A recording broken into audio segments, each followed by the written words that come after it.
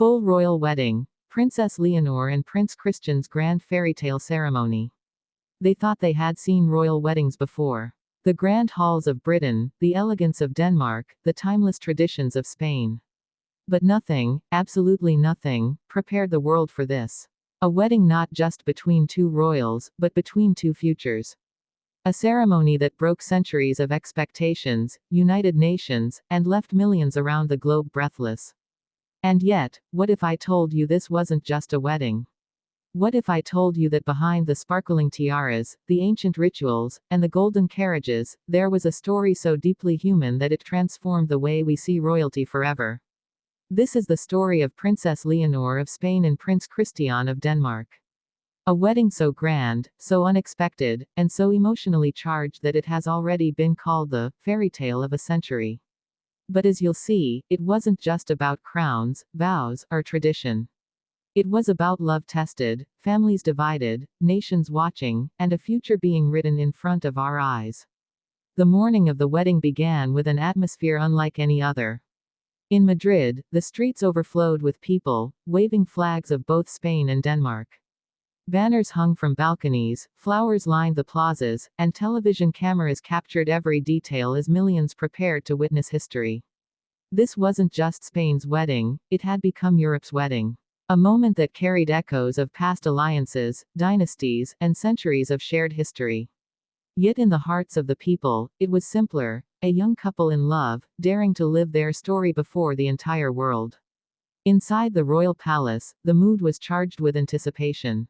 Queen Letizia, elegant yet visibly emotional, was seen adjusting her daughter's veil, whispering words only a mother could give.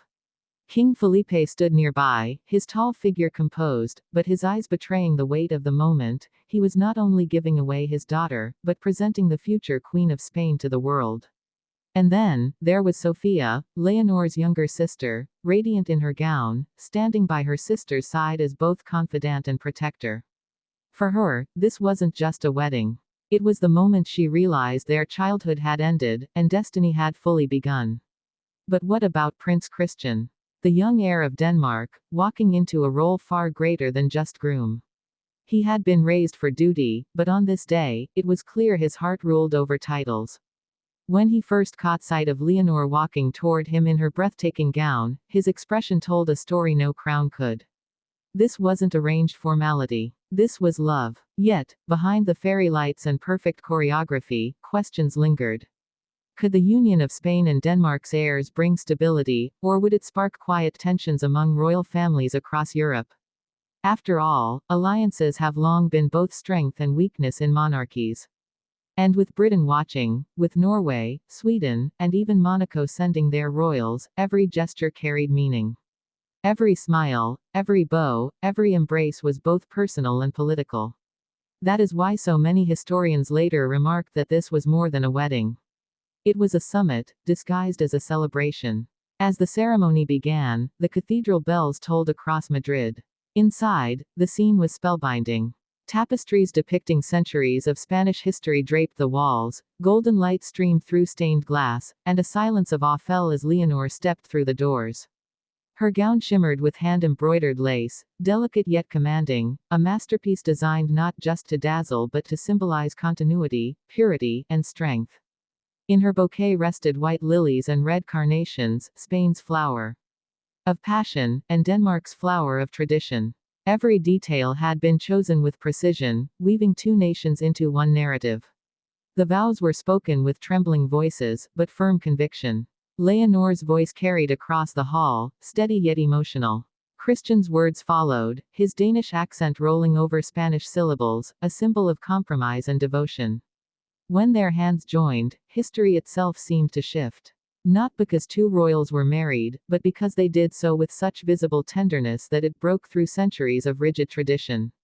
And then, the kiss. A single moment, captured by thousands of cameras, replayed endlessly across the world. A kiss that silenced doubters, melted divisions, and drew cheers so loud they shook the streets of Madrid. But the wedding was not without its undercurrents. Behind the smiles, some whispers lingered. How would Britain respond to such a powerful union of Spain and Denmark? Would alliances shift? Would old rivalries resurface? Even within Spain, there were voices questioning whether Leonor, now stepping firmly into her future as both wife and queen-to-be, would still place her country above personal happiness. And yet, in that moment, watching her gaze at Christian, all doubts seemed to fade. The reception that followed was nothing short of legendary. Long banquet tables filled the palace halls, adorned with silver, crystal, and flowers flown in from across Europe. The menu celebrated both Spanish and Danish traditions: Iberian ham, paella, Danish pastries, and even a fusion dish created just for the occasion. Musicians played symphonies composed for the event, while dancers performed both flamenco and traditional Danish folk dances, a union not just of people, but of cultures. Guests included kings, queens, presidents, and celebrities, but the spotlight never strayed from Leonor and Christian, who seemed to glide effortlessly between the roles of royal hosts and simply two young lovers celebrating with friends. And then came the dance. The first dance of Spain's future queen and Denmark's future king. As the orchestra swelled, Leonor and Christian moved with a grace that seemed rehearsed by destiny itself. The crowd, which had moments earlier been buzzing with chatter, grew silent, transfixed. It wasn't the choreography that captivated them, it was the way they looked at each other. As if, in a room full of history, cameras, and expectation, they saw only one another. That moment alone has been replayed in slow motion across the world, with commentators declaring it the most romantic royal dance of the century. But perhaps the most touching moment came later, when Leonor rose to give a toast. Holding her glass with steady hands, she spoke not as a princess, but as a woman in love. She thanked her parents, her sister, her people, and then turned to Christian, her voice trembling slightly. She spoke of partnership, of unity, of shared futures, and then ended with a simple promise: I will serve Spain with my heart, and I will walk beside you with my soul. The room erupted in applause, some even in tears. For many, that speech was the true crown of the evening. As the night carried on, fireworks lit up the Madrid sky. Crowds filled the streets, singing, dancing, celebrating. Across Europe, television anchors spoke of nothing else. And around the world, people who had never before cared for monarchy found themselves captivated by the undeniable magic of what they had witnessed.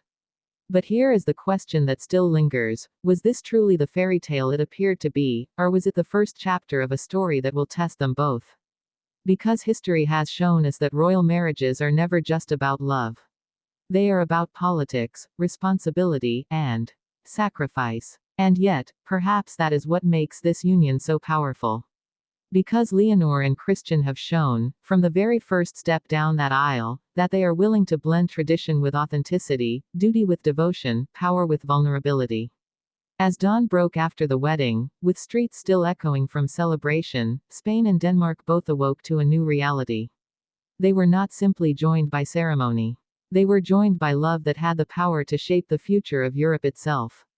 And for Princess Leonor and Prince Christian, their fairy tale had only just begun.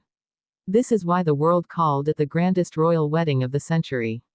Because it wasn't just about crowns or gowns. It was about love so true that it shook the foundations of tradition, reminding us all that even in the grand halls of monarchy, the human heart still reigns supreme.